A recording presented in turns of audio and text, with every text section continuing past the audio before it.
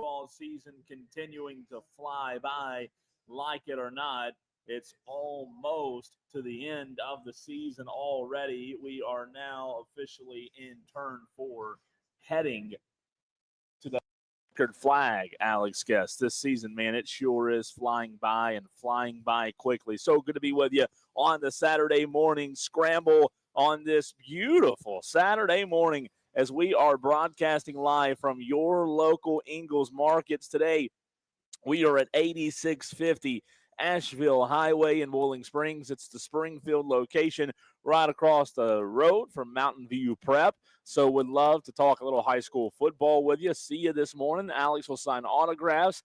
And not a good night for Mountain View Prep last night, Alex, but wow, what a night of high school football it was. Yeah, what a night, Cole. And I just want to say that if I'm signing anything with my name, it's probably going to immediately depreciate in value. So people may Well, not now you're not going to get any autographs. Yeah, well, they may not want the autograph. People were lining up until you said that. But a big show coming your way, high school football fans, and I mean a big one. First of all, I want to hear from you. If you were at a game last night, would love to hear your thoughts at 844-326-3663. That's 844-FANFONE, fan phone, after the 844. Second of all, we have Brett Sloan, the head football coach of the Woodruff Wolverines, joining the show at 840. At 9:10, we'll be joined by Quinn Hatfield, the head football coach at Christ Church. They had a big win last night. And then at 9:20, we will be joined by Bennett Swaggart, the Hillcrest Rams head football coach. How do we do before we get to our scores, Alex, in our high school picks? You had a pretty remarkable night and only 2 away from going the big undefeated. And I don't know why I picked those two. Oh, I know why. Yeah. Because I picked the other. Well, one of them, yes. Yes. Yes.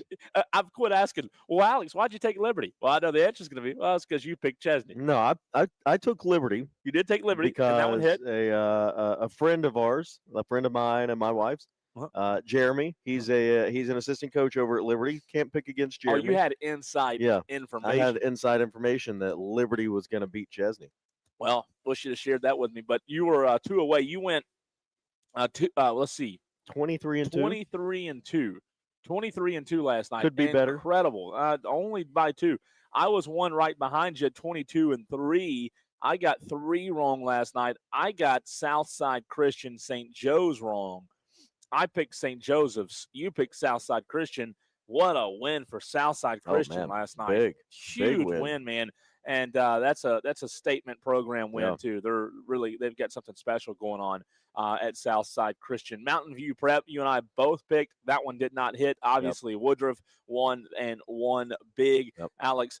And then the one where you got the leg up, Chesney, Liberty. You picked Liberty to your point. I picked Chesney. You had inside knowledge. I did not. Yeah, but you had inside knowledge on the Chapman Union game. No, I didn't. I picked Union and you picked Chapman. Well, I picked Chapman only because I thought they were going to at least win one game this year. It might be their only win. Okay. And it turned out to be a really close football game. Chapman gets the win last night. We'll get to all the scores in a second. So that's how we did last night. Alex is now 179 and 50 on the season. I'm 181 and 48.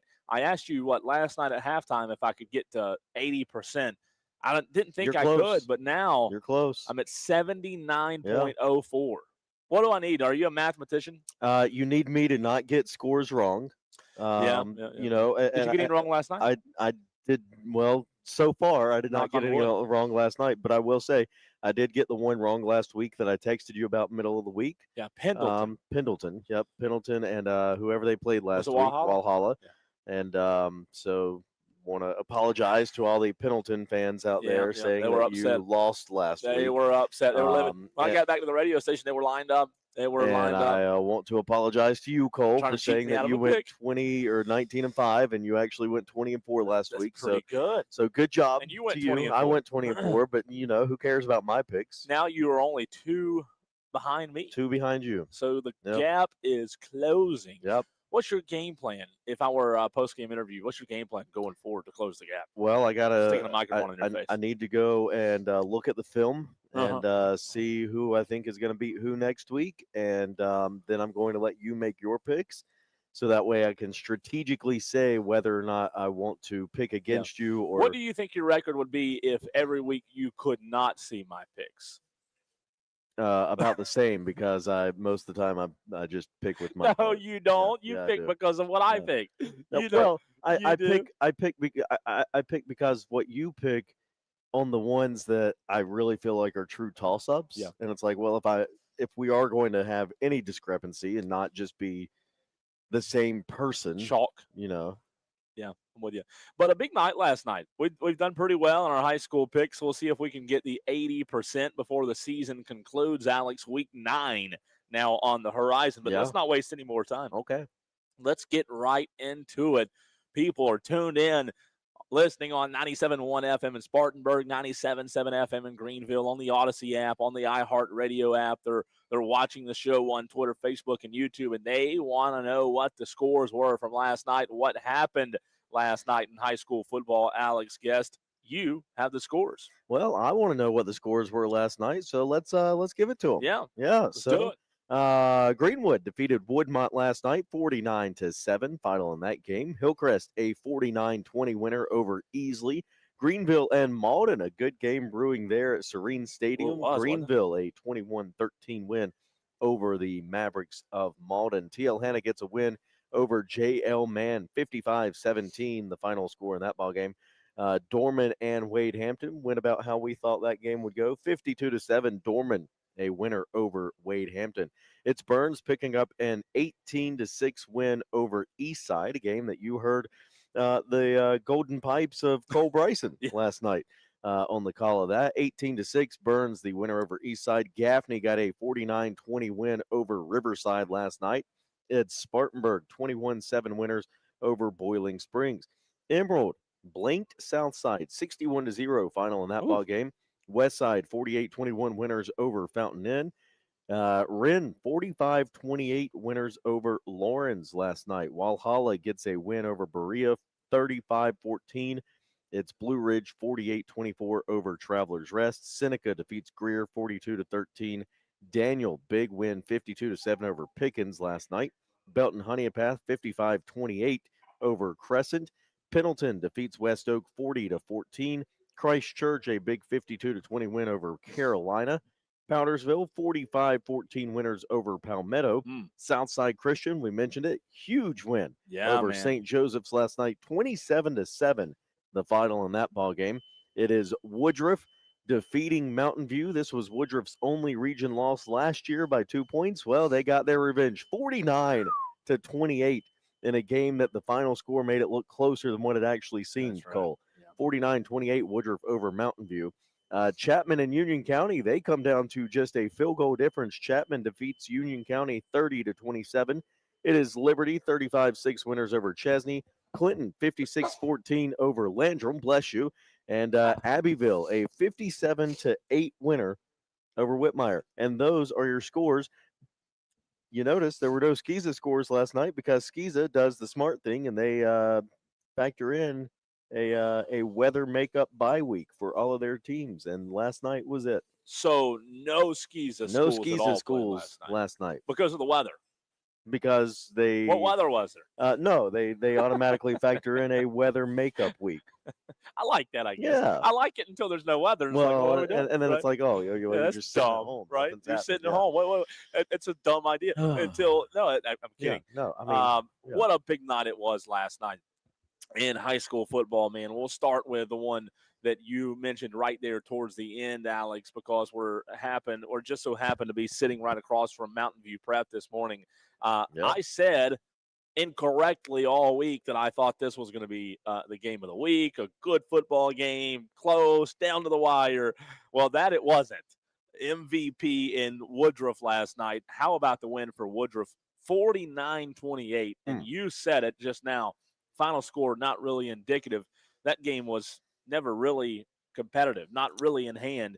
And we'll talk to Brett Sloan again on the show this morning about last night's win. But did that one surprise you a little bit? That one, the way that Woodruff won that game. This was one, again, I mentioned it. It was a 2-point win for Mountain View last year. And so this was a game that I really felt like could be a toss up, could go either way. But I just felt like Mountain View Prep had the upper hand in this game. And yeah, when I was talking to you last night, I hadn't had a chance to see the scores. Ooh. And you called me and you said, "Hey, have you seen the Woodruff score?" And I said no. And then you went on to say that it was like 49 to 14 was yeah, the last you saw. something crazy. I mean that my jaw kind of dropped, and had I not been driving, it probably would be left on 85. I'm telling you, this I morning, didn't you know? expect that.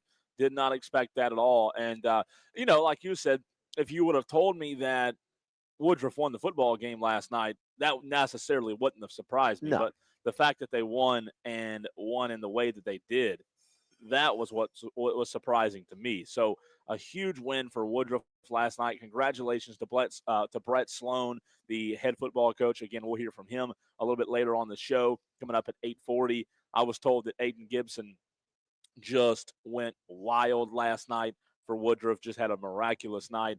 So congratulations to him. We'll get more on that from Brett Sloan coming up a little bit later on the show. But, man, just a huge night there. What else surprised you last night when you look at the scores? I really think that everything kind of went the way that we expected. I mean, there's a reason why when you make picks and you end up only missing 2 or 3 games out of 25, everything kind of goes as expected. I thought that Greer would keep it a little bit closer against Seneca. 42 to 13 was a little bit of a surprise. But in all honesty, Cole, we're kind of getting to that point in the season where you really have kind of figured out what teams look like and what teams are going to be good, what teams aren't necessarily going to put up much of a fight against these other teams. And so, I mean, shout out to everybody that got a win last night. Some big ones. But I think everything went as expected. We've got how they fared from Lou Bezjak in terms of the latest media poll and how those teams did last night. We'll have that coming up for you here in just a few minutes. Also want to let everybody know that's listening or watching the show, all of the scores that Alex Guest just went through are posted online for you to see on the very front page of the fanupstate.com. So if you want to see last night's scores, you can go right now to the fanupstate.com. It's on the front page. Every score from the Upstate last night is right there for you. A big picture of the winners and losers and those scores. On the Hub City Spartanburgers text line, shout out to Jersey Joe. He says What's Jersey up? Joe is tuned in. He's rocking and rolling this morning, Alex, on this Saturday morning. But you're right on the surprises. I was very surprised by St. Joe's Southside Christian. I know you picked Southside Christian probably because I picked St. Joe's. No. But, okay, why did you pick Southside Christian? I picked Southside Christian because I thought Southside Christian was going to win that game. That's a good answer. Yeah. That's a good answer. Yeah. Good. That's a political answer there. And obviously Mountain View Prep, we talked about that. Now, Chesney Liberty surprised me a lot. I did not expect that game to be kind of out of hand, Alex, like it was. Liberty just took care of business last night. And that game was really never competitive. 35-6. Yeah. Liberty over Chesney, a good football team at Chesney. And that just goes to show, man, Liberty might have something this year. Yeah, I mean, you got to think about what Liberty's able to do, what they've been able to, the games they've been able to win. I mean, they've got some big wins over the likes of Pickens and Palmetto and Walhalla. And then last night over Chesney, I mean, you've got 3 losses on your schedule, but your 3 losses are to 3 pretty good teams in Fountain Inn, Crescent, and Clinton. So you got a big matchup with Landrum that's coming Friday, week 9, and then you end the season with Blacksburg. But I mean, so Chesney, Landrum Friday. Liberty Landrum. Okay, Landrum gotcha. Friday. I got you. Yeah, Liberty Landrum. Liberty Landrum. And then Chesney Landrum to end the season in week 10. How about that? Really impressive for Liberty last night. I'll tell you what, you look at all these teams now in week 8, and here we are, only 2 weeks left of the high school football season, which is wild to say. Playoff positioning starting to figure itself out a little bit, Alex, but I just want to say this. I said it on the air last night. there are so many teams in the upstate that are quality football teams, and often we talk about the good ones a lot, and we talk about the subpar teams not as much, obviously, because we do try to cover the teams that are winning and doing a good job with the program. But Alex, I want to give a shout out to Eastside in the way that that program's come along last night. You know, watching that game, and you mentioned you heard that game right here on the Fan Upstate. Eastside, a heck of a effort last night from those guys, and I said it on Twitter last night, and I'll say it again on the air today. Lucas Tankersley and Peyton Schrader are just two phenomenal athletes, and I think those athletes at Eastside could start anywhere in the region. You know, if that Eastside team was in a different region, you're looking at a team that quite possibly could run the table and do some damage because they're very talented. And again, when you have those two guys in the backfield, it is unbelievable. Now, on the flip side, Burns' defense last night, Alex, did a great job not allowing Eastside to score one single point offensively. But you've seen this Eastside team, and just wanted to give a shout out to Tankersley and Schrader because those two guys are ball players, three-sport athletes, and when you see kids play every snap of a football game, you just have so much respect for those guys in a world we live in today where, you know, kids sometimes can look for any excuse not to be on the field. Those guys, Alex, and that toughness they displayed last night, I was just enthralled by it. It was impressive to watch. Yeah, and I mean, you talked about playing every snap of. I mean, you're playing on both sides of the ball, you're playing the special teams. You're to do it, and then to do it the way that Lucas Tankersley does it, that Peyton Schrader does it, that those kids on Eastside's football team, the way that they do it and perform at the highest level every single snap. I mean, you talk about Eastside, a team that I mean, Region 2 5A is called the Black and Blue region, and everybody knows why because you've got the likes of the Burns, the Dormans, the Spartanburgs, Gaffneys. And you talk about the games that they've played in that region, they've only been outscored in region play 191 to 122, which is only by 69 points. That's not bad when you're talking about going up against those teams on a consistent basis and you're having to play the majority of your players on both sides of the ball. Yeah, I'm telling you, man, I was so impressed with those two players last night. They are they're special, and Yep. when you see that kind of effort, it's remarkable. So shout out to them.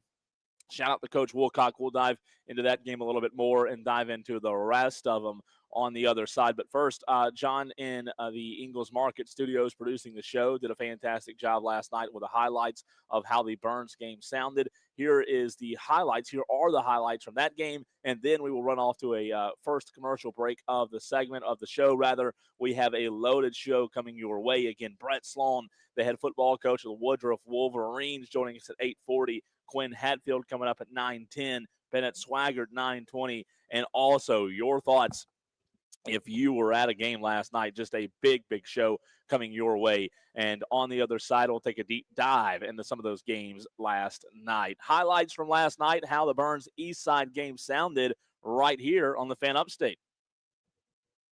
Clear. Thanks, buddy. And then you can roll the highlights.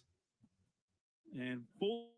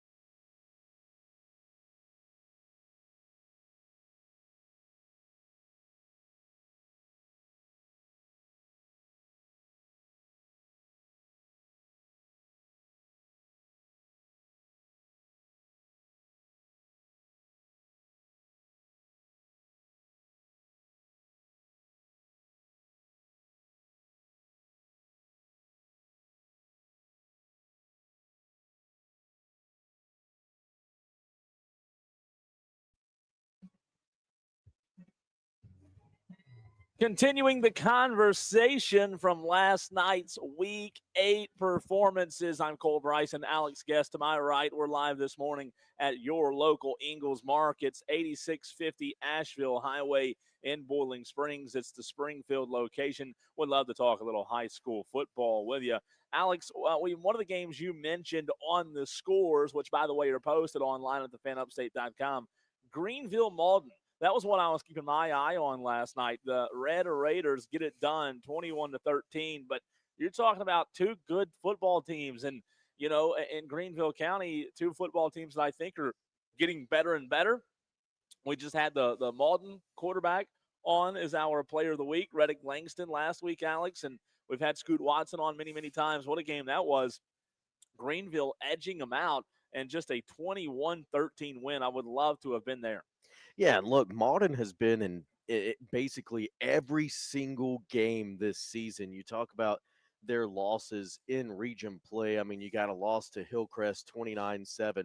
Then the next week, TL Hanna, you take them to overtime 28-21. You lose that game. Then That's you big. lose 33-10 to Greenwood. You beat Easley last week. So you do have a region win over Easley. And then again, last night, an 8-point loss to a really good Greenville team. And you talk about Greenville and what they've been able to do this season. You know, I saw them in week 3 or week 2 against Gaffney. They had a really good night, really impressive night against Gaffney that week. And then they only have one region loss right now, and that was to Greenwood last Good week. team. So, you know, they're sitting at 4-1 in the region.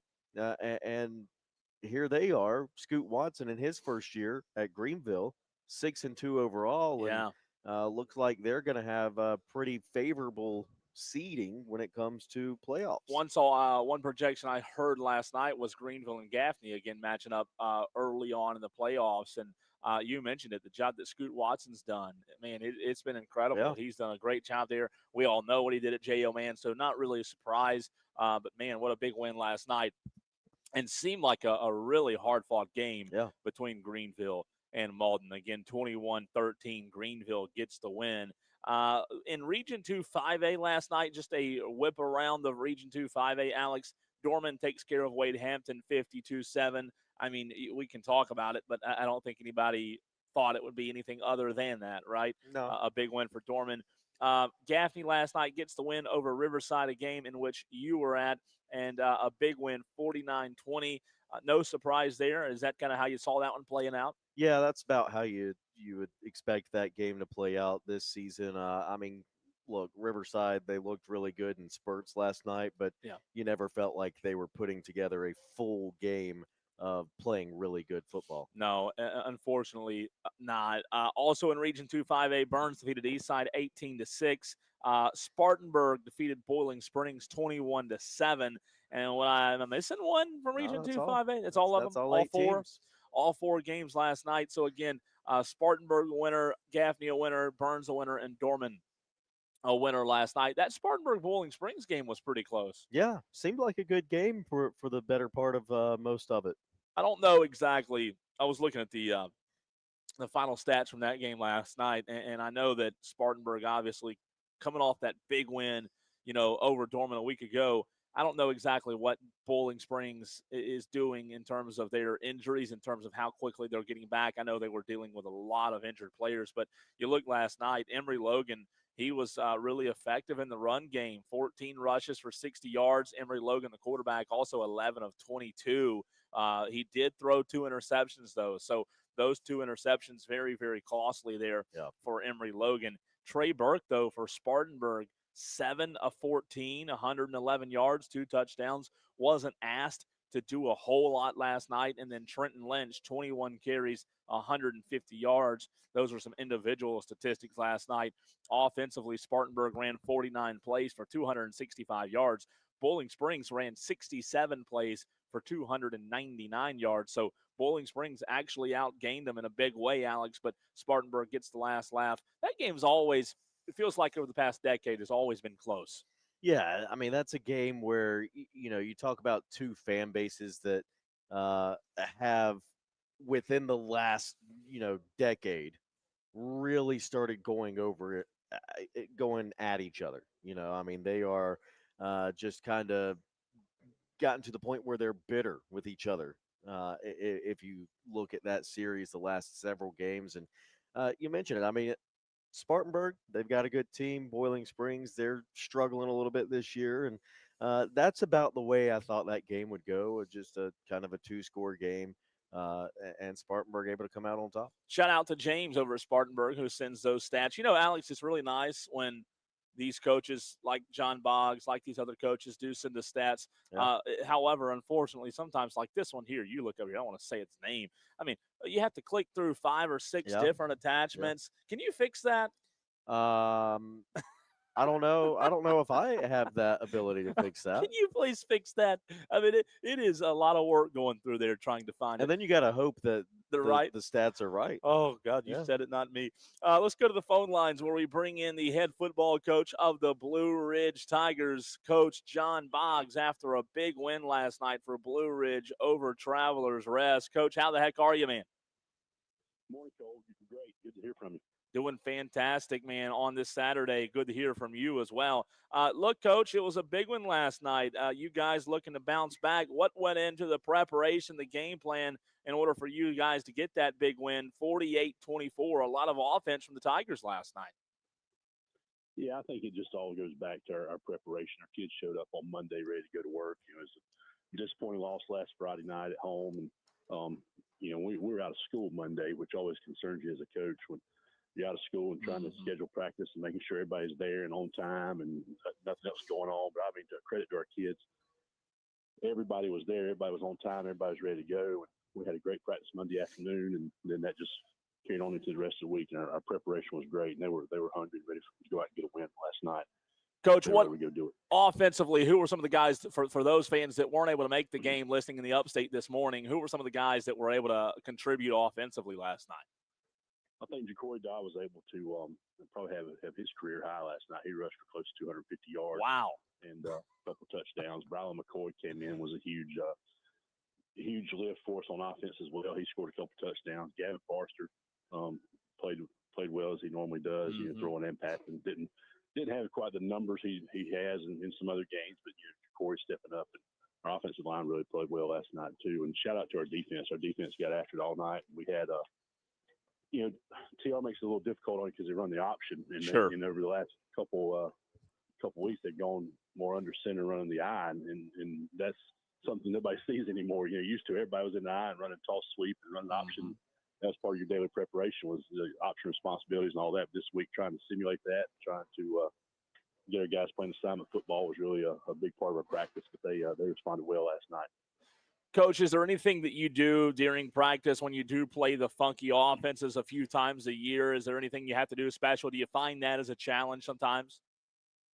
It is. And, you know, I tell you, our quarterbacks coach, Rob Middleton, he was played quarterback when I coached him back in, early 2000s at Walhalla. And he played quarterback all week running the option for us and did a great job. So we joked all week about making Coach Middleton probably our scout team player of the week. Yeah, I like it. Well, I think Coach Venables used to call Jimmy Green Beans. I think right. Rob was Jimmy Green Beans this week. So. That's awesome. That's awesome. Have to give him a shout out. I'm sure he might be a little sore as well. Hopefully not too sore though. Or talking to John Boggs, the head football coach at Blue Ridge. Coach, this season, now that you're you blink and already rounding turn 4, where do you feel like this team's at compared to where you want to be and what you kind of want to improve on here in these last couple of games?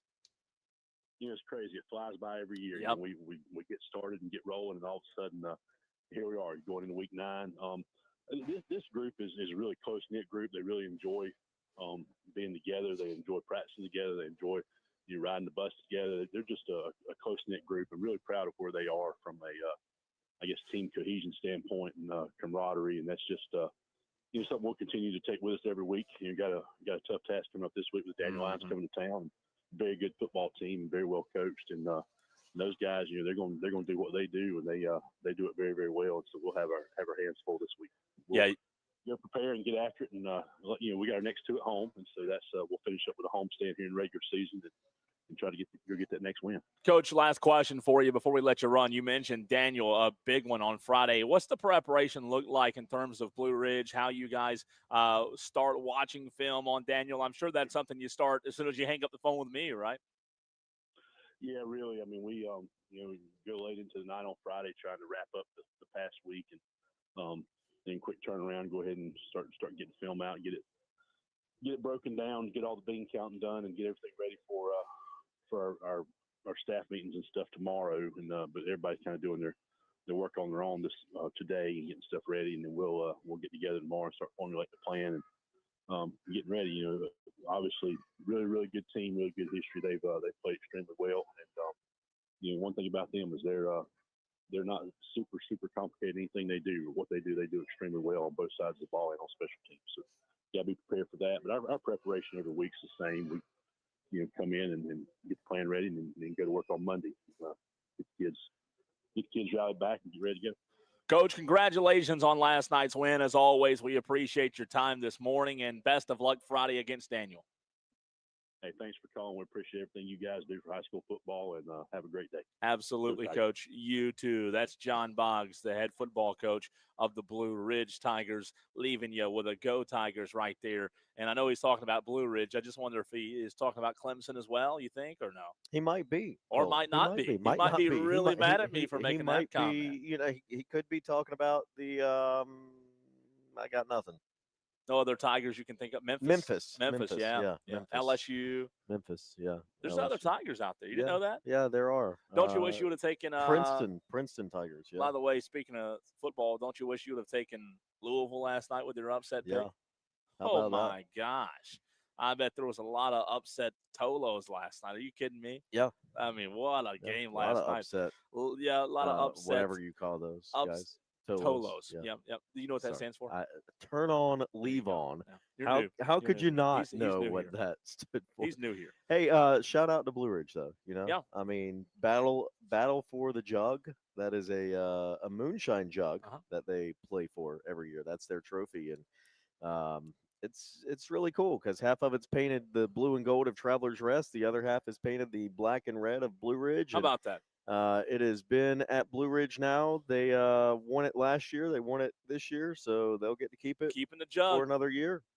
Zach on the YouTube stream says Clinton's Javen Cook had a senior night to remember. He breaks Brian Earl Kingsborough record of 292 rushing yards and broke it in style. Listen to this, Alex. Javen Cook last night of Clinton. This is just unbelievable. 13 carries. You ready for this? Yeah, I'm ready. 13 carries. 334 yards and 5 touchdowns. Are you kidding me? Yeah. That's pretty freaking good, right? You know what that average is? A lot. What is the average? 25.7 yards per carry. That's pretty good. 25 yards a clip. 25.7. We'll get it done again. Shout out to Clinton's Javen Cook, man. What a big one there. He broke Brian Kingsborough's record of 292. He went for 334 last night at Clinton. 5 touchdowns. That's unbelievable. That's a touchdown every other time you touch the ball, basically. Unbelievable last night. That kid, what a night for him. We've got Brett Sloan coming up. John Boggs just did text me, though. He said, I heard the comments at the end about Go Tigers. He says, as a Clemson grad and dad of one Clemson grad and former player and a daughter currently there, it's all Go Tigers in all caps. So he's all in with the Go Tigers. Yes, I love it. Coach Boggs, appreciate your time this morning, and hopefully your Tigers get it done today. Brett Sloan, the head football coach of the Woodruff Wolverines, on the other side. We'll continue the conversation next right here on the Fan Upstate.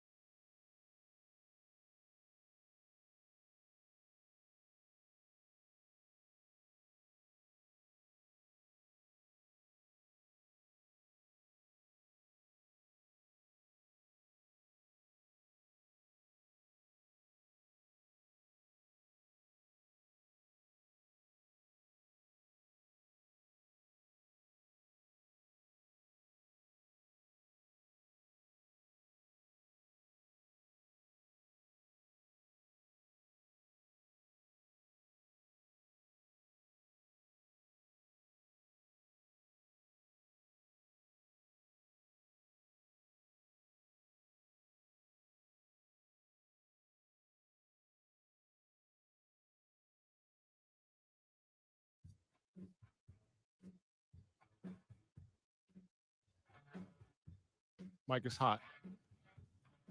Putting a bow on our number one of the show on this Saturday morning. So good to be with you right here on the Saturday Morning Scramble. I'm Cole Bryson, joined by Alex Guest to my right, and so many games to get into from last night and a lot of good ones. But it's time to bring in Brett Sloan. He's the head football coach of the Woodruff Wolverines, and man, no game bigger last night than Woodruff Mountain View Prep.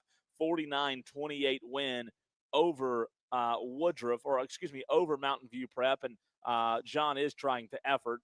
Sorry about that, John. I just saw your message. He is efforting Brett Sloan as we speak. Hopefully we'll be able to be joined by him shortly. But man, Alex, we've talked about it. I don't believe you and I and others out there would have been surprised if we would have told you that Woodruff won the football game. But for Woodruff to have won the game and won it in the fashion that they did, I know there was a lot of trash talking going on, on social media throughout the week between the players. Yep.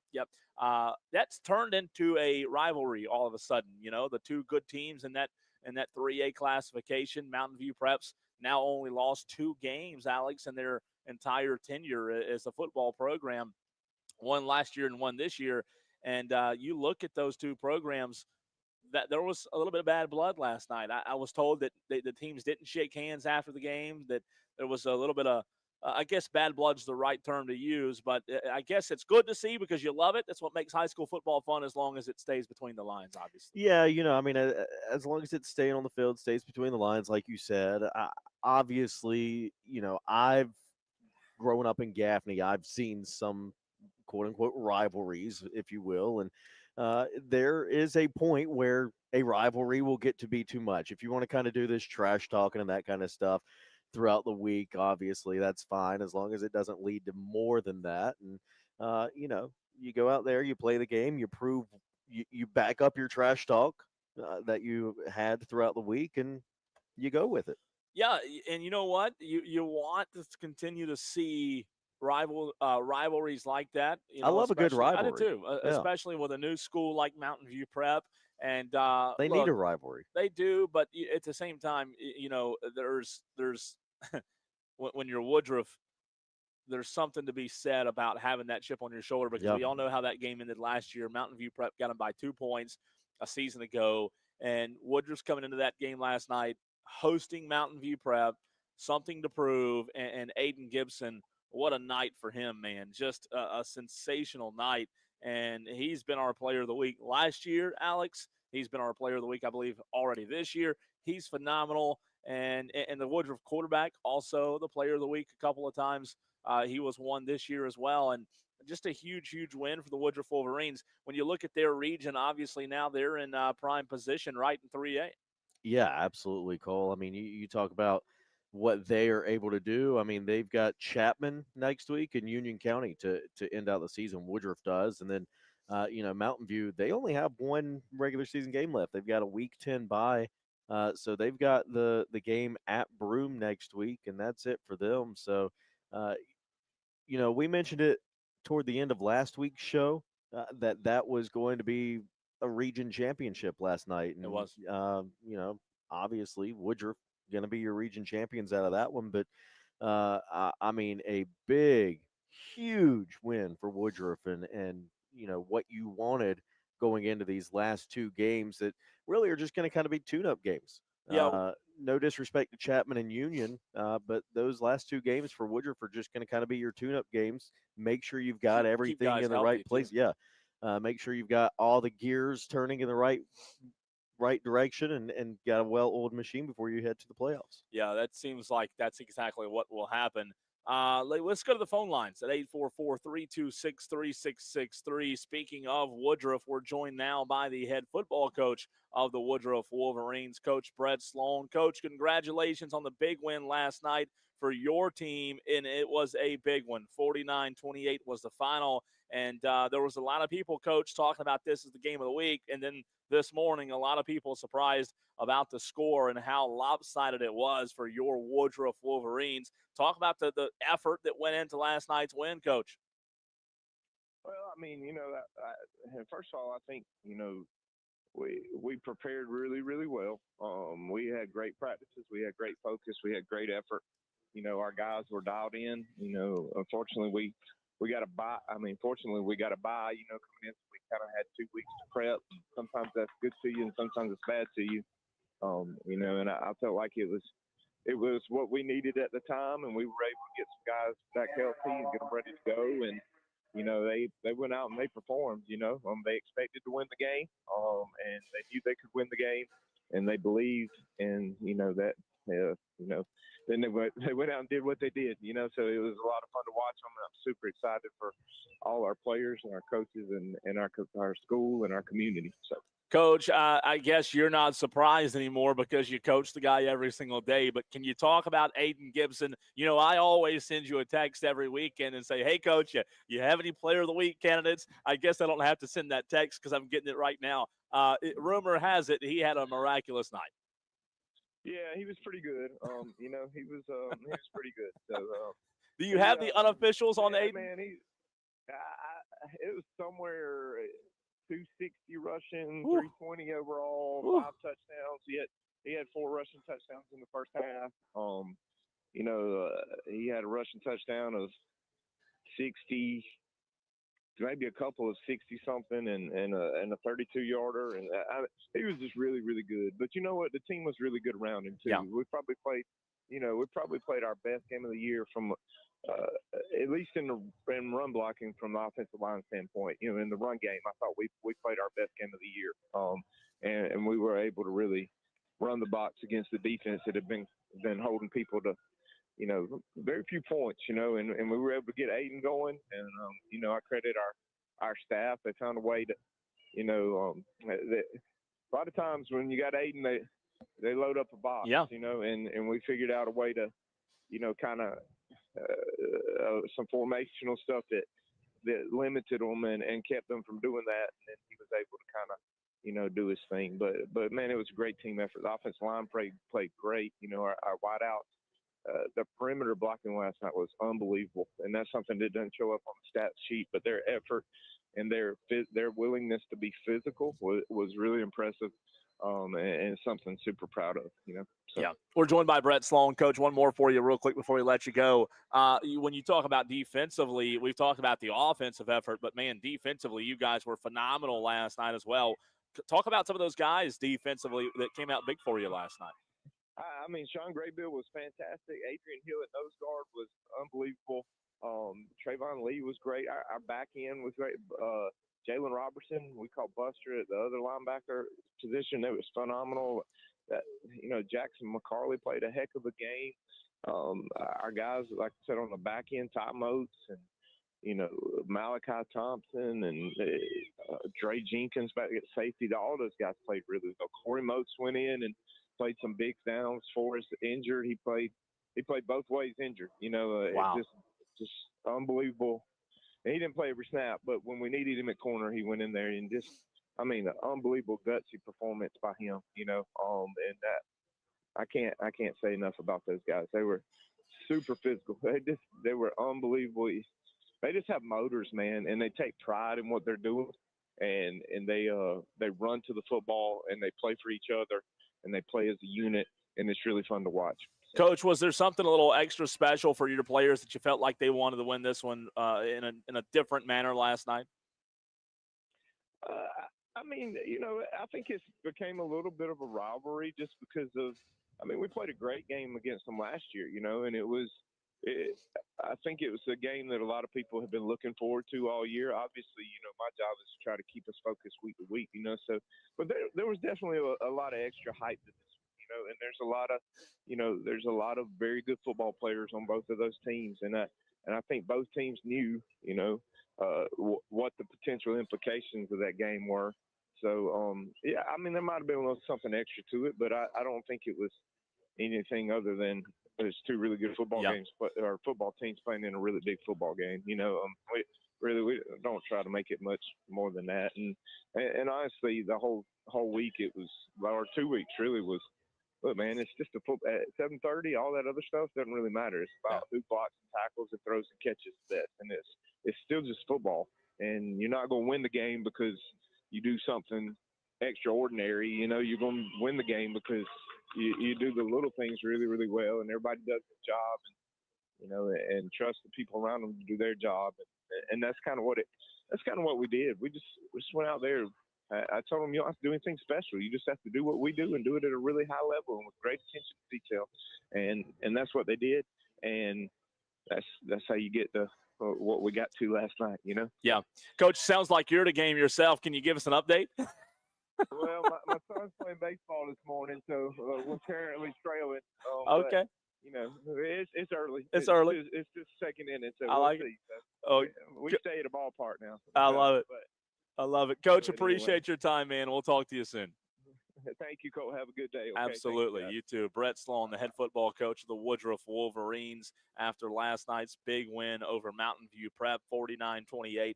I like what he said there about not having Alex do anything exceptional and just doing your job. And it sounds like from what he said, they found some things that they felt like they could exploit, you know, coaching wise, and they did just that. And what about Aiden Gibson? 5 touchdowns. I mean, what a night. Yeah, 5 touchdowns, 289 on the ground, 325 plus all-purpose yards for Aiden Gibson last night. I think he did his job. You know, he did exactly what you're supposed to do when your name is Aiden Gibson and you wear number 32 on your back and you got that Woodruff name across your chest. 5 touchdowns. 5 touchdowns, 325 all-purpose yards, 289 rush yards. Pretty good. I mean, that's a pretty good night. Pretty good night. It for really is. a junior. Yeah, that junior. kid's special. He's got another year at Woodruff. Woodruff is they're And rocking hey, and rolling. I like the Woodruff the gold jersey with the maroon pants. Yeah. That's a good combo. like it? That's a good combo. You like it? Yeah. Woodruff likes whatever jersey gets them to a victory. How about Yeah. that? Hour number 2 of the show coming your way. We've got more coaches, more scores, more reactions. Want to hear from you as well at 844-326-3663. Hour number 2 of the Saturday Scramble next on the Fan Upstate.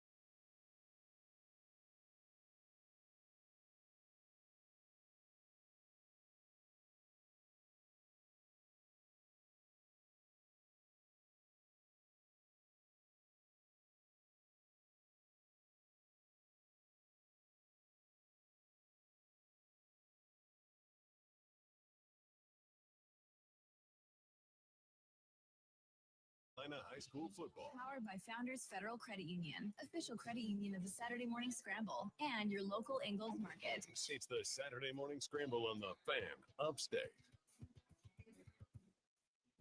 Hour number 2 of the show coming right at you on the Fan Upstate. So good to be with you on this Saturday Morning Scramble. You can watch or listen to the show as your screen is frozen. My Alex screen Guest. is frozen. Wow. I'm gonna take What's a picture going on of that there? real No, quick. no, no, no, That's- no, no, no, no. that's Don't do hilarious. that. I just Don't think, do oh, that. that's good. Oh man. What's Did going you on? lose your internet over there? I guess. What's That's going good on there? stuff. That is funny. If you're watching, you see a Man. frozen Oh, boy. Alex Guest. Maybe he can unfreeze a little bit, Now pour we're- some hot water we're on off. him, right? I don't know. That's funny. Hour number 2 of the show is here. So good to be with you. We're live this morning, 8650 Asheville Highway in Spartanburg. It's the Springfield location right across the street from Mountain View Prep. Now you went from frozen to black. What are you doing I here? don't know what's going People on. on the stream watching at home are dying to see that face. Maybe if I connect to the Starbucks internet. Yeah, over try there, you know, Starbucks. let's try that. Try Starbucks. see. It might be Yeah. better for you. Nonetheless, you can also watch the show live on Twitter, Facebook, and YouTube. A big night of high school football last night. We've talked already today to John Boggs, the head football coach of the Blue Ridge Tigers. Also talked to Brett Sloan back in hour number 1 of the show. Brett Sloan's the head football coach of the Woodruff Wolverines. Appreciate both of them taking their time to join us right here on the Fan Upstate. Joey texted in. No, let me rephrase that. He says this may or may not be Joey. On the text line, he says may or may not have redecorated Eastside's campus in a field a couple of times back in the 90s when I was at Wade Hampton High School. He says signed by may or may not be Joey. Well, I'm gonna say that's not allegedly. Joey. I don't know if Yeah. it is or not. He Who's doesn't want to Joey? give it away, though. He definitely doesn't want to give it away, and I wouldn't either, man. So a big Saturday show coming your way. Hour number 2. A lot more to get to. We've got Bennett Swaggart, the head football coach of the Hillcrest Rams, coming up. We've got who else? Alex, I drew a blank there. Quinn Hatfield, Quinn the head Hatfield. football coach of the Christchurch Cavaliers. You know, it'd help if I look at my notes. Yeah. Help. I got notes Yeah, right there it would help, in front huh? of me. Speaking of notes, let's take a look at scores from last night. Hey, by the way, if you are out there listening and or watching the show, as 95 of you are doing on the stream, and you want to see all the scores, maybe you want to take a screenshot, send them to your buddy who's at the other school that you beat or whatever, go to thefanupstate.com. On the front page, all of the scores are posted online right now at thefanupstate.com. Just about every score from the upstate of South Carolina that Alex Guest tracks in real time. And Alex, with that being said, for those listening, what happened last night? Yeah, well, Greenwood defeated Woodmont 49-7. It's Hillcrest a 49-20 winner over Easley. Greenville 21-13 winners over Malden. TL Hanna 55-17 over JL Mann. Dorman defeated Wade Hampton 52-7. Burns gets an 18-6 win over Eastside. It's Gaffney 49-20 winners over Riverside. Spartanburg defeats Boiling Springs 21-7. Emerald 61-0 winners over Southside. I think that's the only shutout in our coverage area last No night. way. Cole. 61-0. No way. Yeah. Emerald got the win over Southside. Westside 48-21 winners over Fountain Inn. 45-28 Wren defeats Lawrence. Walhalla 35-14 winners over Berea. The battle for the Moonshine Jug, it's Blue Ridge 48-24 winners over Travelers Rest. Seneca 42-13 over Greer last night. Daniel defeats Pickens 52-7. Belton Honeypath 55-28 winners over Crescent. It is Pendleton 40-14 winners over West Oak. Christchurch defeats Carolina 52-20. Powdersville 45-14 winners over Palmetto. Southside Christian 27-7 winners over St. Joseph's. Woodruff defeats Woodruff defeats Mountain View. There you go. Man, I am struggling. So you want to start over? 49-28. Woodruff defeats Mountain View. Chapman defeats Union County 30-27. It is Liberty 35-6 winners over Chesney. Clinton gets a 56-14 win over Landrum. Abbeville 57-8 winners over Who'd they play last night? I have it it right here in Whitmire? front of me. Whitmire, 57-8 winners over Whitmire. And Cole, I do want to give a shout out. Ware Shoals, they are kind of in the little Yeah. outskirts of our coverage area. They got a 58-33 win over Dixie last night. Ware Shoals 8-0 right now They in the are. season. Dixie was only a one-loss team coming into that one. Yeah, that was a big game. Do you know where Ware Shoals is? Ware No. Shoals is near Okay. Greenwood. Yeah, it's near right? Greenwood. Or Ware am I wrong on that? Tell no, me. you're right. It's near Greenwood. I know Chris Dotson, got to talk to him at the clinic, former Chester Cyclone, former Gaffney Indian assistant Yep. coach. Spent a lot of time up here in the upstate. Chris Dotson's a fantastic Yeah. football coach. Hey. Where is Ware Shoals? Tell me, was I wrong there? No, it's near Greenwood. You're right. Hey, they've won 8 games for the first time since Jeff Murdoch was their head coach back in 2009. They are undefeated through their first 8 games for the first time since 1988. Wow, how about that, Jeff? Jeff Murdoch. Where What'd I say? Shoals? No, I was just asking. I didn't hear what you Oh, said. okay. Where Shoals is not too far. Yeah. So right on the outskirts of Greenwood. You live in Fountain Inn. You know Ware Shoals actually isn't that far from you. I mean, Yeah, it's really not. you just get on. And I'll tell you, 14. if you've never been to a football game at Ware Shoals Football Stadium, you should. Why? It's one of the, I mean, it's just it's small it's a town. great atmosphere. Yeah. You know, it's just one of those small town, just really, really cool settings. So those are the scores from last night. Appreciate that, Alex Guest. Again, if you missed any of those, you can go back and find them on the fanupstate.com. They are on the front page right now. Let's take a look real quick before we are joined by Quinn Hatfield of Christchurch at the media poll, statewide media poll. Alex Guest and how they fared last night. In 5A, Irmo at 8-0 was the number 1 team in the Class 5A statewide media poll. They'll probably stay number 1, Alex. They defeated White Knoll last night 14-3. Northwestern defeated Rock Hill 45-14. They were number 2 Yep. in the 5A poll, so they'll probably stay right there. Dutch Fork was number 3. They defeated Lexington last night 49-0. How about this? This was a big surprise. Our sideline reporter for the Burns game, Sam Clark, was keeping me updated on this game, Alex.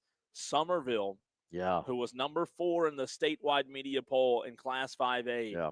lost to Ashley Ridge 42-19 last night. I mean, that's a big surprise. Ashley Ridge knocks off Somerville, so Somerville probably will drop.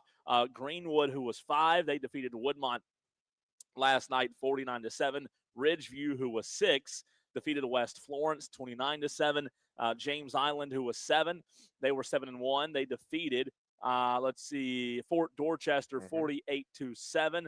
They also had Gaffney at 8 in the statewide media poll in 5A. Gaffney obviously defeated Riverside last night 49-20 in a game that you were at. Indian Land was 9 at 8-0. They defeated Clover last night, and TL Hanna was 10, who defeated JL Mann. So the only team that lost, Alex, in the 5A media poll was Somerville. How far do you drop Somerville down if you had to say, Alex? What were they? They were 4. And they lost to an unranked Ashley Ridge team. 3 or 4 spots? Yeah, I'd drop them probably 8, 9. Yeah. Something like that. 2, 8, or 9? 2, 8, or 9. I'm with you Yeah. there. Yeah. And the rest of those probably Just move up. would move up. That's right. In 4A, in the statewide 4A media poll, South Point with a 1 loss on the season was number 1. They defeated Lancaster last night 48-7. South Florence also only 1 loss. They defeated Wilson last night 35-7. AC Flora was 3. They won. Gray Collegiate won. They were 4. Daniel was 5. They obviously defeated Pickens 52-7. How about this? In the 4A media poll, Alex, number 1 through 9 all won last night. The only team that lost was number 10 in 4A, May River, who lost to Hilton Head. In the 3A media poll, Belton Honeypath, the number 1 team in the media poll, they defeated Crescent last night 55-28, so obviously no movement there. And who was it a couple of weeks ago? Was it Will Young that told us, that, guys, it doesn't matter what classification, Belton Honeypath is the best team in the state. And they've had an exceptional year, Belton Honeypath has. They defeated Crescent last night 55-28. Oceanside Collegiate was number 2 in the media poll. They defeated Battery Creek 45-0. Newberry was off last night. Mountain View Prep was 5 in the 3A media poll. They lost to Woodruff last night 49-28. Woodruff was 6. Obviously, they'll move up a little bit there as well. Let's go to the phone lines where we bring in the head football coach of the Christchurch Cavaliers, Coach Quinn Hadfield. A big win last night for Christchurch at 52-20 over Carolina. Coach, how the heck are you, man? Hey, man, doing well this morning. How you doing? Doing fantastic. Appreciate you hopping on with us, Coach. What went into last night's win? I mean, 50-plus points scored. Obviously, a lot of talent that we've talked about all season long. You and I have offensively for Christchurch, but last night's win, a dominant effort for your football team. Yeah, obviously we were coming off of a tough loss, so just a lot of opportunity to respond and all that type stuff throughout the week, last week at practice. And last night what went well is, offensively, we were really sharp, scored on every possession and tried some different things just to, continue to try to improve there. And defensively, we weren't as sharp last night, man. We missed 4 tackles than we needed to. And, we had a couple guys banged up and out, but there's no excuse, man. But again, we'll learn from those games. And special teams overall, I thought we played pretty darn well.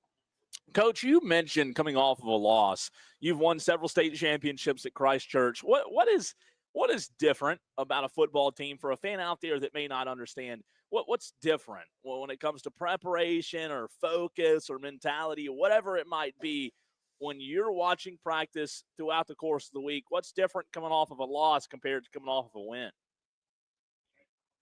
I mean, you put so much into it, man. And sure. We always talk about, like in football, you only get 10 games guaranteed. That's right. Anything about all the off season, all the summer, in 10 games. I mean, how many games you play in basketball? 20-something. Right. Baseball, all that stuff. So, there's just, and I love that about the game of football. There's just such there's the intensity around the preparation, the anticipation and all that. And if you guys understand that and coming off a loss, it's a lot, right? You got to come down off that sort of emotional deal and flush it. And then, you really see what kind of team you have in terms of leadership and maturity and how they respond.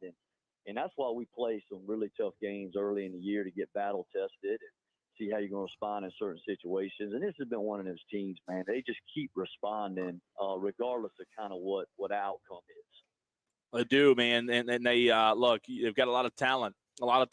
You guys do at Christchurch, as we're joined by Quinn Hadfield, the head football coach of Christchurch. You mentioned, Coach, that you weren't as crisp defensively as you would like to have been. Now that you're going into week 9, obviously, when the season starts, you're trying to figure out where your offense is, trying to figure out where your defense is. But now that you're in turn 4, concluding the season, gearing toward that checkered flag, where do you feel like this team needs to get to before the postseason arrives? Well, I think it's just fundamental stuff. Like I said, the assignment focused stuff. And again, last night we were doing some different stuff just to work on some things we haven't done in game type situations over the last few weeks. So some of it was a little bit of that. So I think it's just the same things that you work on really from day one, the fundamentals of blocking, tackling, assignment focus, getting your reads. And, it was what they were doing last night. They were kind of spreading out, doing some stuff. But just, again, it's really the same things we've been doing, just keep getting better and better. I think it was Chuck Noll, the old Steelers coach. I read this in Tony Dungy's book. He said, champions don't do anything extraordinary. They do the ordinary things better than anybody else. So you can't get bored doing the fundamental stuff and getting the best you can get. Love that. You put that on a freaking T-shirt. One more time. Say that again, Coach. It said something like champions don't do anything extraordinary. Yeah. They do the ordinary things better than anyone else. Love it. Absolutely love it. You're getting me fired up on a Saturday morning. Coach, when you look at the totality, man, a big picture, you've had some really talented teams at Christchurch. Where do you feel like this one ranks? Man, Cole, that's a tough question, man. You have to kind of go back through just real quickly some of those teams we have. But you've had some good ones. Yeah, Yeah, man. Yeah, we've had some good ones. I think up front, it always starts in the trenches, right? And I Yeah. think up front, with our offensive line, man, it gets hard. As good as we've had, man, since I've been there, and then a lot, just a connection with that group and a lot of camaraderie. So, when you got guys that can, help you establish the run and, and then do things that you want to do offensively. So I think it starts there. And, we got probably more speed than we've had. We've gotten stronger in the weight room. So I think all those things have just kind of been built over the last few years. And we've just got some really good, leadership from this team too, which, to me, the best teams are player led.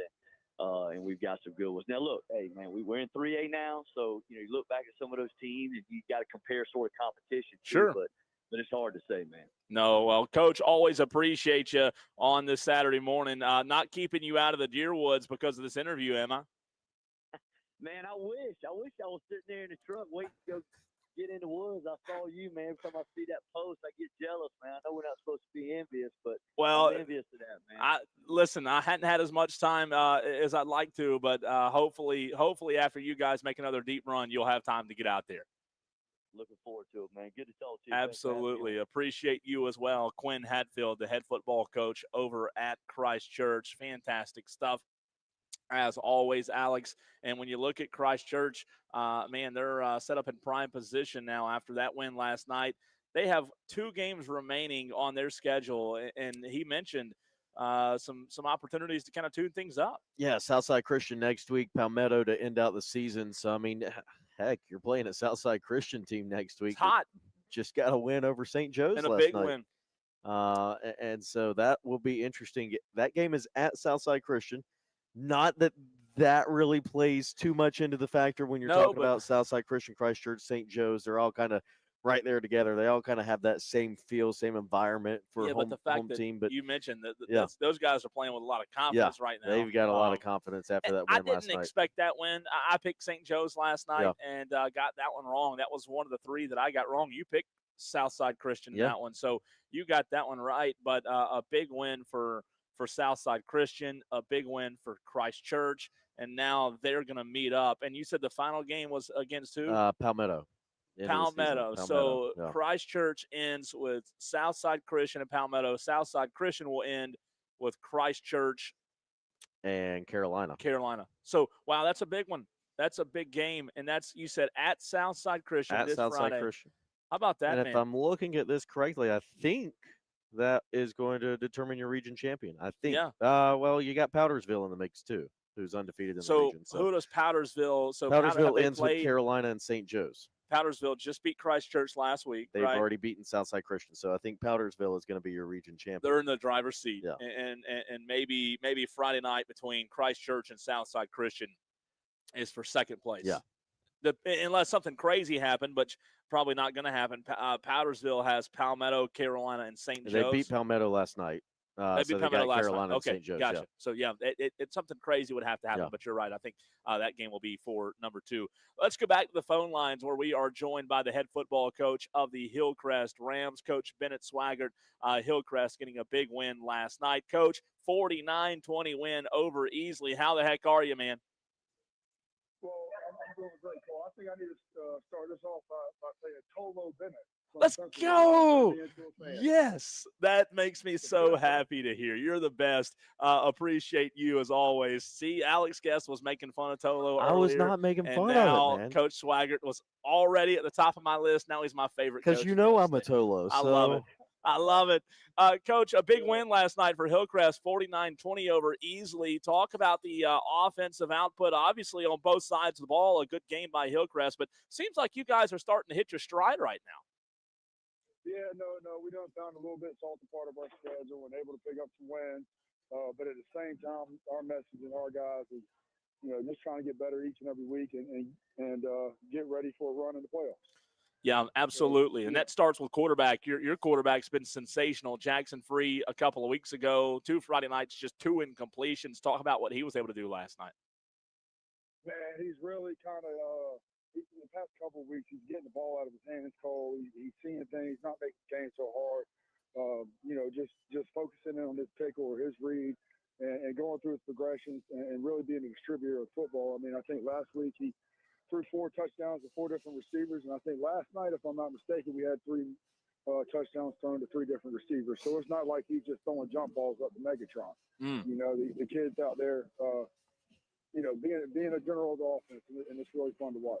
We're joined by Bennett Swigert, the head football coach of the Hillcrest Rams this morning on the Saturday Scramble. Coach, where do you feel like this team is now compared to when the season started? You know, you and your staff, when the season starts, you're going through the scrimmages, the off-season stuff, 7-on-7s, wanting to evaluate and figure out what the identity of this football team is. How have you seen this team kind of progress and mold into what you and the staff wanted them to be? Man, it has really been a process, Cole. I don't know if how in tune you are to Hillcrest football, but we done robbed our varsity programs to make a varsity team. So I think at any given Friday night, we dressing 24 to 26 sophomores and freshmen. We got a freshman starting out there. Wow. Right? So so when you talk about the progression of this team from when we started till now, you know, that's where it's kind of fun to watch. And our coaches, we really haven't, you know, come out to practice on a Tuesday. Don't take my word for it. See the energy, see everybody flying around. You know, it's just been fun to be a part of, and these kids are making strides week in and week out, offensively and defensively. Coach, when you talk about having to bring young guys up, is that something you kind of just evaluate on a year-by-year basis, or is that something a fundamental part of your program? Well, we always want to try to play the best players, right? And I think sometimes you might get stuck on the best players being the older players when they might not necessarily be the same thing. So we really try to do a good job as far as evaluating and such, and growing a program. You know, you never really want to rob from your sub-varsity programs the way we've been having to do the past couple of years. And next year, I think we're going to get to a point where, you know, we return 49 people, Cole. Yeah. So, you know, we can't be playing too many freshmen next year, right? Sure. And now you finally at a point where you're starting to look like a good program and not just a good team. Those are two different things. Coach, talk about the offensive play calling for Hillcrest. We've talked to Jackson Free on the show several times this year already. You mentioned him as your quarterback. How much trust do you and your staff kind of have in him to call what he sees on a play-by-play basis? Any given play, any given time, Cole. And I mean, down, distance don't really matter. We give him the green light, right? He sees certain things. He's going to play ball. You know, we can draw all these little pretty lines on the whiteboard all we want to, but if your trigger man don't feel comfortable with it, he can't see it, it probably ain't going to work. And Jackson's kind of demonstrated as he goes and demonstrates a better understanding of the offense week to week. You know, handcuffs are off at this point in the season. Does that say something also about the way that he processes things mentally, Coach? Yeah, I think so. And I think it says something about Coach Johnson's team, to be honest with you. It's kind of built into the scheme that way. You spoon feed a young quarterback, and then all of a sudden he looks up and you got the Cheesecake Factory menu in front of him because he realizes he can flip from the front and order a hamburger or flip to the back and maybe get some pasta or something. So as soon as he understands the width of it and he can demonstrate a real understanding out there, we take the handcuffs off. That might have been the best analogy I've ever heard in my entire life. Absolutely love it. We're joined by Bennett Swigert, the head football coach of the Hillcrest Rams. Coach, a couple of weeks ago, we're in turn 4 now, and the end is in sight in 2025 with the regular season. Where do you feel like, even though you're getting some wins, especially last night, where do you feel like you still want this team to get better at before the postseason? Man, we got to, you know, we got to get better defensively. We got a lot of young kids, man. You're talking about 4 sophomores up front. And I don't want to beat them up because I'm telling you they're making strides. And sooner or later, you're going to look up at 4 sophomores, and they might be 4 juniors and 4 seniors playing big boy football. Sure. So at the same time, I don't want to beat them up. Certain little things fundamentally, defensively. Offensively, like to see us get the run game going a little bit better. I think we struggle some at the point of attack. I think the most talented group we got is in our running back core when everybody's healthy. So, you know, I would like to see us both sides of the line of scrimmage maybe getting a little bit more push that way. But at the same time, I think our offensive line plays very well together, like cohesively as a unit. So, you know, just keep getting better. But in the day, you got to run the football. You got to stop the run if you want to win a championship of any substance. Well, Coach, congratulations on the win last night for your Hillcrest Rams over easily 49-20. As always, we appreciate you, and we'll talk to you soon. Thank you, Cole. Y'all have a good one. Absolutely. You too, Coach. That's Bennett Swaggart, the head football coach of the Hillcrest Rams. 49 points put up last night by Hillcrest, and what a night it was. We'll talk about, we'll put a bow on last night's games, Diesel, in the very next segment. And then, did I call you Diesel? Did I call you Diesel? How many times have I done that? Alex Guest. And how many times do I say during the week? I say that name so many times. It'd be good if I could talk. I mean, what are you doing here? What are you doing? Man, What are you doing? You causing me to get up and leave? Well, I was about to go shopping. how through many Ingles. times I during can't the believe week you do just I did that. say Diesel, though? Well, I mean, at least times. two. No, at least million two times. Well, But how many times on Saturdays Like do you say 4. Alex? 4. I say Diesel's name, my co-host, a lot more than I say your name. I'm surprised it took me to week 9 to say call It took you you to week Diesel. 9 of year 3 for us doing this together. I know, so that's congrats. pretty good. Good job. Good job. And you pitching a job. fit on me. No, Well, I'm not pitching a fit. Throwing your headset was down. My gosh. My gosh. The daycare has arrived. You're lucky over I here. didn't throw my coffee on I you. mean, You know, I mean, it'd gosh. be scalding hot. That's a compliment to call It you is a- Diesel. Diesel's is it? awesome. Yeah. Oh, okay. Yeah. I mean, come on. Are you kidding me? So, Alex Guest, my apologies there. Golly, this thing's gotten off the. Man. We got to run the break. We've got to go to break. We're going to get to last night's games. What else happened? Our final thoughts before, Alex, we do our early leans Yeah. for week 9. All that and more next on the Saturday Scramble with Cole Bryson and Alex Guest. I got that right. You got it right. We'll be back Good job. on the Fan Upstate.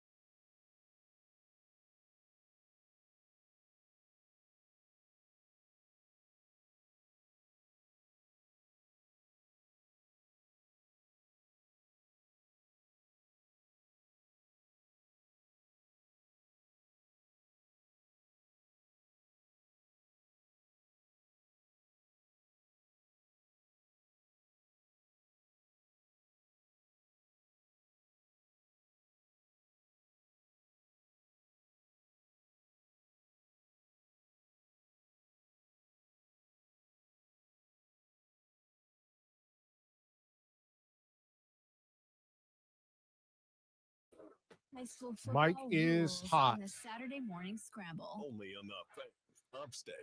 Hour 2 of the Saturday Scramble rolling on. We're live this morning at 8650 Asheville Highway in Bowling Springs. It is the Springfield location over across the street from Mountain View Prep. I'm Cole Bryson, joined by Alex Guest. You need a name tag. That way I don't screw your name up. Right here on your arm, can I put your name right there? Big, bold letters. Go for it. Yeah, right there. I'm going to put it with just right there. Yeah, that way I don't get anybody's name. Yeah. How dare I say something How wrong? dare you? I mean, what are we doing? God. Getting demoted. So a big night last night, Alex. In the last segment of the show coming up, we'll do our early leans for next week.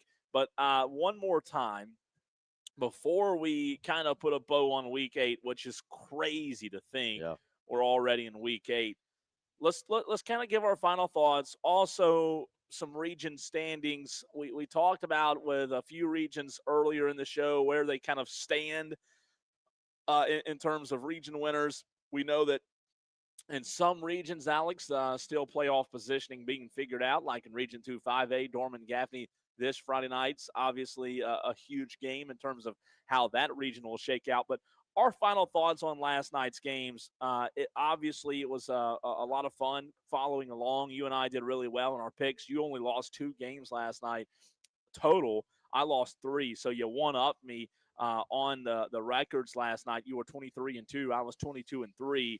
You're now 179-50 on the season. I'm 181-48. But I will say, looking back over the scores from last night, I'm impressed by several things. Number one, I've been impressed, Alex, with Malden's resurgence. I know, though, here's what everybody's going to look at. They're going to look at the wins and losses. They're going to say, well, Cole, Malden's, they have a losing record. Well, look, you and I, Alex, follow these teams a lot closer than most. And Malden, while they may have a losing record, you can't follow them like we do and not see the progress that Andre Cook has made. So I think that's my number one takeaway is even though in a loss, 21-13 loss to Greenville last night, Andre Cook's done a good job kind of getting this Malden program back to where it needs to be because they were not winning football games. You've talked about it on this show before.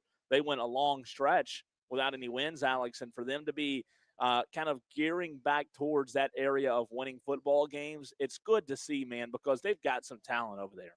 Yeah, I mean, you talk about a Malden team that they won a game on August 26th of 2022. That's a long time ago. And then did not win another game until October 11th, 2024. Over 2 years. Over 2 years. So they went 1-10 in 2022. They went 0-10 in 23. And then Andre Cook starts kind of getting things going his way a little bit last year. They had 2 really good wins against Easley and Greenville last year. And then you look at this year. I mean, you've already improved on what you were able to do last year. You were 2-9 last year. You're already 3-5 right now this year with good wins against Boiling Springs, Fountain Inn, a good win against Easley in region. So, I mean, yeah. And look, ultimately, it's like I said, people are always going to look at the record. Yeah. And they say, oh, Malden still stinks. But, and they're improving. They really are. You can see it. So, kudos to them. Interested to see how long it'll take J.O. Mann, who lost last night 55-17 to T.L. Hanna, maybe one of the hottest teams. Who's hotter right now than T.L. Hanna, by the way? Man. Seriously. Not many teams. No. I mean, BHP. Yeah, okay, that's okay. a good one. In 5A, Yeah. who? Yeah, I mean. I'm interested to see, back on that J.L. Mann note, though, how long it'll take Bryce Smiley to kind of get that program on its feet, because it's been a tough first season for J.L. Mann, and, Bryce Smiley is going to do a good job there, we all believe, but looking for some consistency, trying to build a program in Greenville County is tough. How long do you think it'll take Bryce Smiley? Yeah, I mean, I always like the old adage of 3 years. I think once you get a coach in there, and his third season is kind of that time when I say that a coach is the team is really his. So I think J.O. Mann is going to improve next year over what they've been able to do this year. They're 1-7 right now. Oh, they're only one. Yeah, Wow. they're 1-7 right now with a win over Easley. This right here has that they beat T.L. Hanna last night, which is incorrect. They've only won one this year. They've only won one game Gotcha. over Easley. Okay. So I think Bryce is going to have them headed in the right direction, Yeah. but it's going to take, I would say 3 years. Hopefully, we'll see. Scoot Watson did such a good job there. Takeaways from Dorman Wade Hampton. Dorman took care of business last night. And did what we all thought they would do. You were at Gaffney Riverside. Your biggest takeaways from there, obviously, Alex, hearing from you and others last night. The very first thing I heard was just about the penalties last night and how many penalties both teams had. For those that weren't at the Gaffney Riverside game, Gaffney won 49-20 last night, putting a bow on last night's games. Gaffney in a good spot, coming off of a win last week over Burns, now undefeated in the region. Riverside didn't present much of a threat last night. Yeah, no, not really. The only time the game was close was Gaffney went downfield, scored on their first drive, and Riverside was able to match that, and they scored on their first drive, so it was 7-7. But then after that, Gaffney kind of pulled away, ran away with it later on in the game. But yeah, you talked about the penalties. Barring the stats being correct from last night's game, there were 32 combined penalties. Which, when you talk about 32 combined penalties, that's a little bit ridiculous, Cole. And it just felt like every single play there was a flag thrown.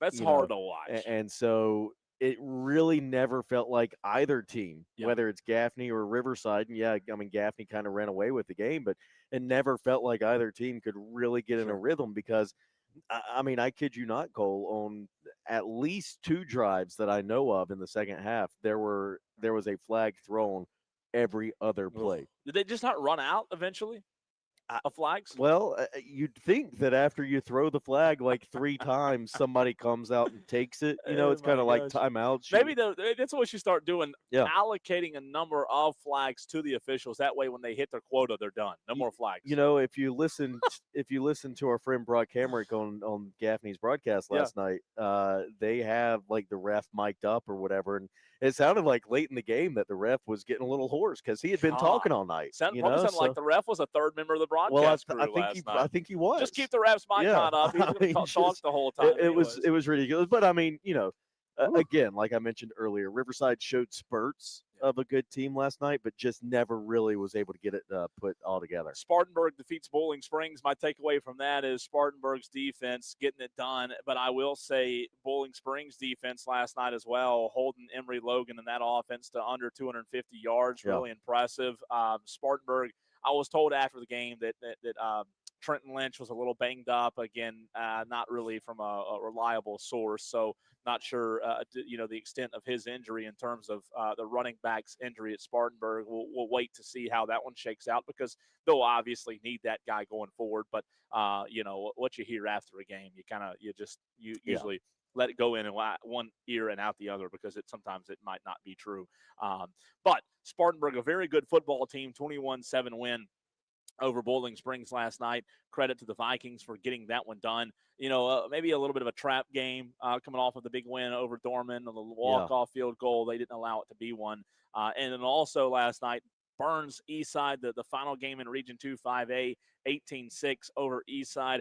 I did shout out the Lucas Tankersley kid as well as Peyton Schrader, the quarterback, who were just sensational last night. They were a lot of fun. They were really tough to bring down. You've seen them. You've got to hit those guys low and often to bring them down, especially Lucas Tankersley.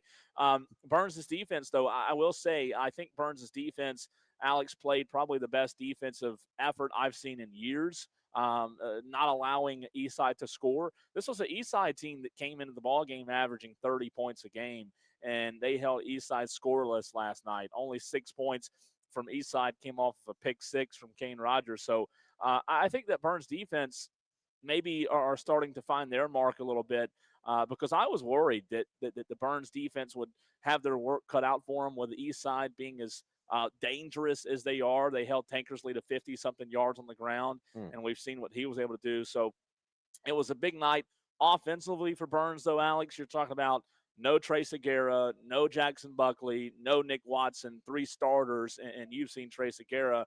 We all know how important he is to that football team. So the weapons just weren't there offensively. Chu Harris and Kalen McDowell had a big night.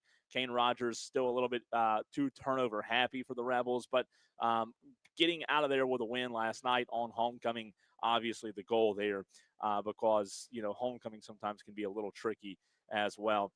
You mentioned the Seneca Greer score, Alex. Last night, you and I at halftime during the Saturday morning scramble preview show were talking about Seneca and just how potent their offense is. Maybe one of the better offenses in the state.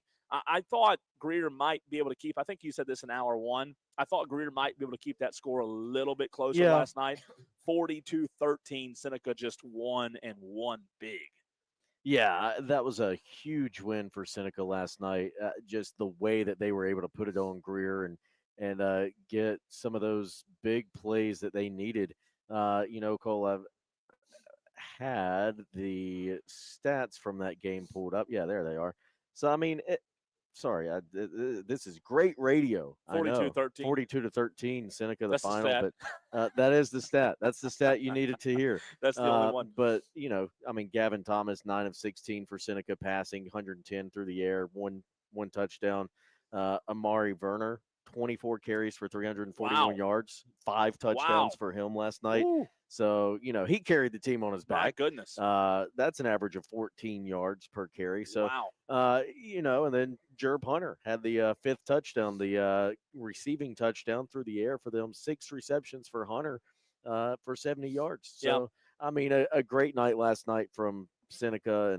And, again, I'm with you. Thought that Greer was going to be able to keep it a little bit closer than what it was. Also want to shout out the Chapman Panthers getting their first win of the season last night, 30-27 over Union County. That game was in Inman, just up the road from where we are. A big win for Chapman. I know it's been a tough season with injuries, trying to find that identity and others. But, man, Alex, anytime you can get a win, you don't want to go the entire season winless. Yeah. Chapman, obviously not the same Chapman team they were a few years ago, but for Harry Cavanis to be able to get that win last night, that's still a big one. Yeah, big win for Chapman last night. Just kind of be momentum. I mean, just a morale boost, because now you're going in and you're going down to Varner Stadium in Woodruff and taking on the big bad Wolverines, who just came off of Can you get a bye or something first? Good God. A win off of Mountain View Prep last night. But congratulations on your win. Here's Woodruff, who just beat MVP by 90. Man, what a that did not set up well for Harry Cavanis and his Panthers. Oh, that's tough. That's a tough stretch there. Also, before we run to a break, want to shout out Javen Cook of Clinton. What a senior night to remember. This kid, man, deserves all the recognition in the world. He broke Brian Earl Kingsborough's record last night, who had a record of 292 rushing yards. He broke it in style. Last night, Javen Cook of Clinton, 13 carries, 334 yards, 5 touchdowns, a win, senior night. 334, 5 tutties on 13 carries. You mentioned 25 yards. 25.7. Yeah. If my math is correct, and I did it correctly on the old handy dandy calculator that my 3rd grade teacher said I'll never be able to have in my pocket all the time. And you did. You used it correct. 25.7. Pretty good. Yeah. Pretty good. Early leans. What are our early leans on the games happening this Friday night? Week 9 is here. We'll give you a little taste of what's coming up next right here on the Fan Upstate.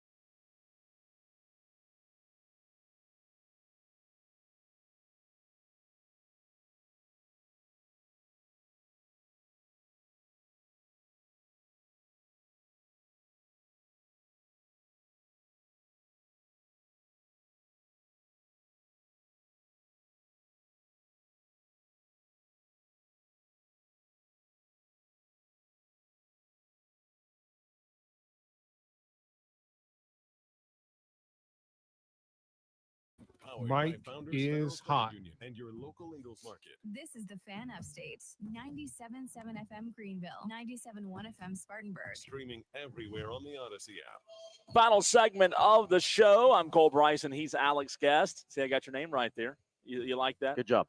Good job on me. Good job. We're live at 8650 Asheville Highway. It's the Springfield location. One final segment to go this morning. Good to be with you. I want to say a big thanks to John Boggs of Blue Ridge for coming on the show, Brett Sloan of Woodruff, Quinn Hatfield of Christchurch, Bennett Swaggart of Hillcrest. I want to say thanks to all four of those coaches for joining us this morning. Some really good stuff.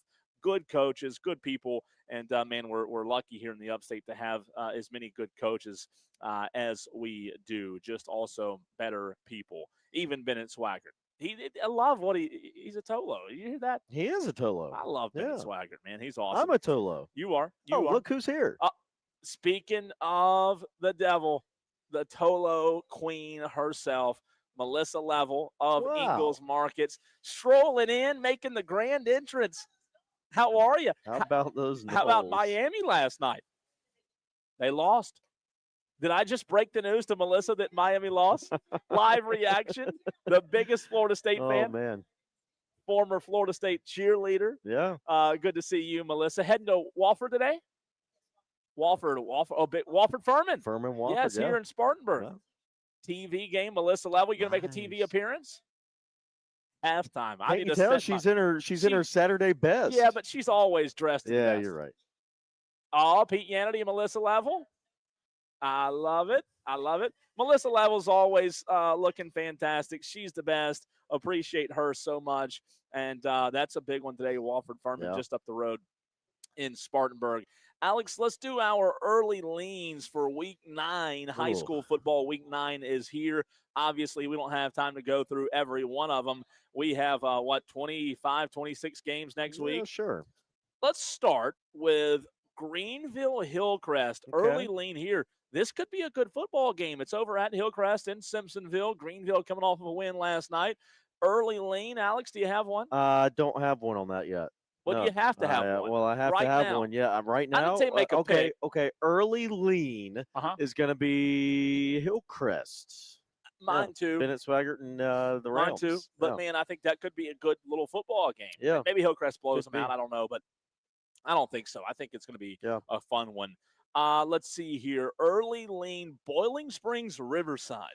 I'm going to lean Boiling Springs on that. You know, I think Boiling Springs, a tough loss last night to Spartanburg, Riverside.